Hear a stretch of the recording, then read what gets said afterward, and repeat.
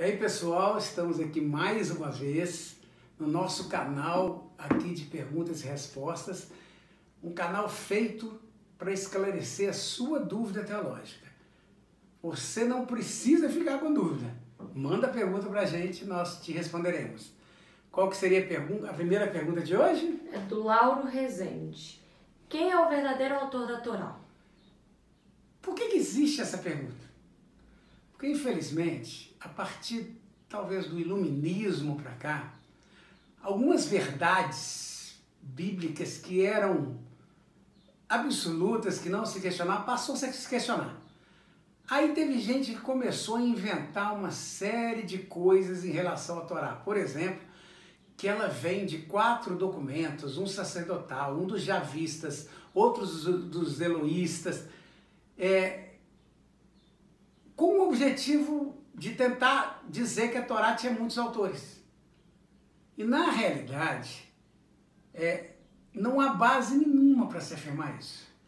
Tanto a tradição judaica sempre afirmou Moisés como autor da Torá, como todas as referências à Torá no Novo Testamento são referências a Moisés como autor. Portanto, a resposta é: Moisés escreveu os 5 primeiros livros da Bíblia. Não existe dúvida em relação a isso. E quem lança esse tipo de dúvida é quem quer simplesmente questionar o que a igreja sempre creu, mas sem nenhuma base para isso. Eu posso questionar algo que a igreja creu durante anos, mas quando eu tenho alguma base bíblica para dizer, não, isso aí a igreja cria de uma forma errada. Ou mesmo, em alguns casos, em que alguns questionamentos foram levantados quando havia uma ideia de que a Terra era o centro do universo. Uma ideia na igreja nesse sentido, que a Terra era o centro do universo. E quando ficou provado que não era, tanto cientificamente, verificou-se que biblicamente não existia essa afirmação também. Mas há casos como Moisés ser o autor da Bíblia, quando todas as referências do Novo Testamento, Moisés ser o autor da Torá, quando todas as referências do Novo Testamento garantem ele como autor, nós não temos como lançar dúvida nisso. Então, Lauro, a resposta à sua pergunta é: Moisés escreveu a Torá. Próxima pergunta? Luiz Carlos Alves Filho perguntou: por que Deus permite que o mal aconteça, mesmo ele sendo bom?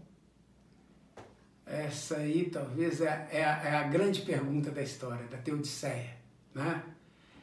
Para isso eu tenho que colocar 2 questões. A questão da soberania de Deus, a providência divina, né? E do livre-arbítrio. Bom, Deus é soberano, isso é inquestionável. E não vamos questionar isso. Deus age com providência nessa terra e pode agir em qualquer momento. Mas eu queria citar aqui algumas questões a esse respeito, colocadas, por exemplo, pelo Philip Yancey no seu livro Deus Invisível. Ele faz algumas reflexões a esse respeito. Num determinado momento, logo que a princesa Diana sofreu aquele acidente dela, a Lady Diana sofreu aquele acidente dela e faleceu, ligaram para ele de um programa de televisão, convidando a participar do programa para responder a pergunta: por que Deus permitiu que aquele acidente acontecesse? E aí ele respondeu no telefone mesmo: mas isso não tem alguma coisa a ver com um motorista bêbado dirigindo a 100 km por hora?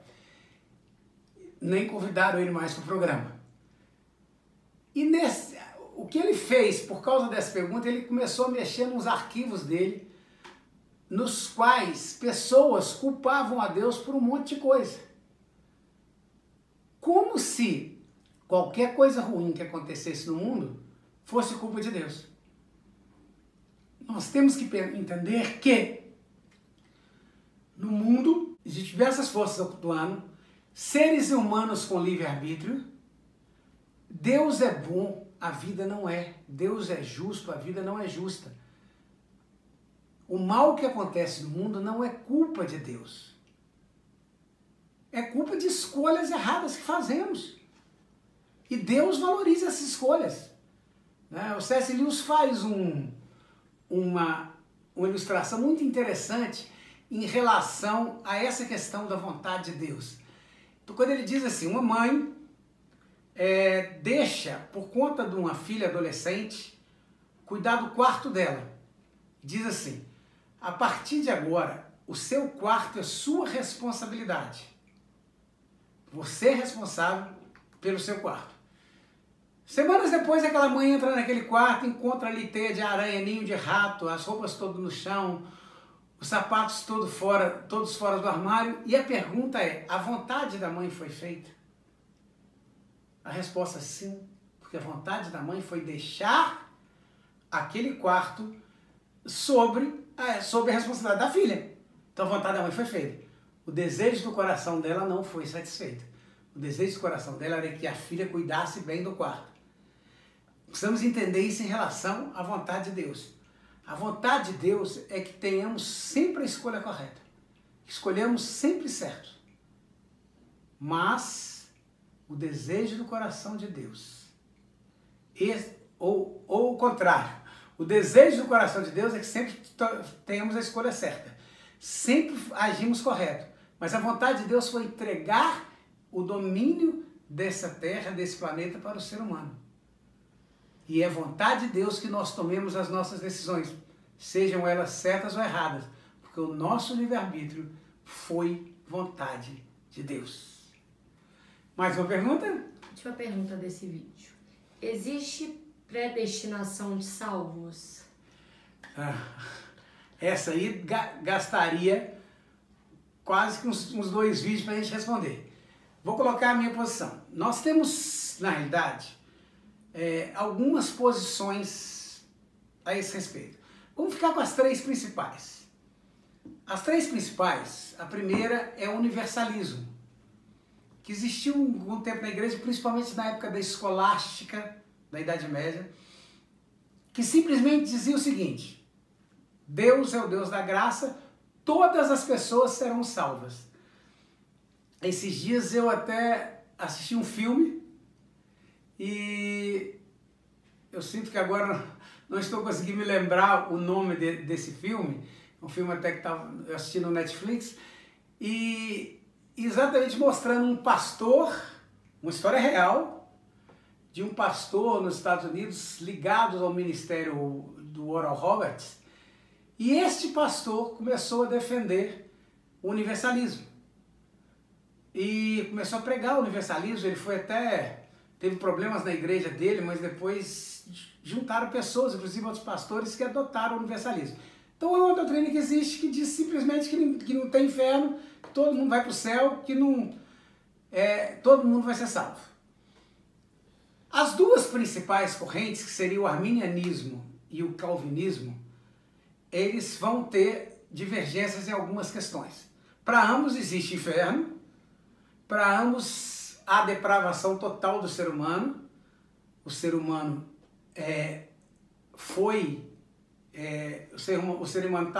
todos pecaram, destituídos estão da glória de Deus, e para ambos só existe salvação através da graça.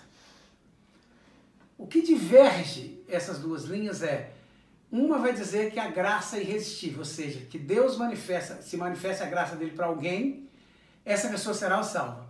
A outra linha, a qual eu sigo, que é o arminianismo, vai dizer o seguinte: não, eu posso dizer não à graça de Deus, portanto a decisão final é minha. Aí outra divergência entre as 2 linhas é que uma vai dizer o seguinte: não, Jesus morreu na cruz para salvar os escolhidos.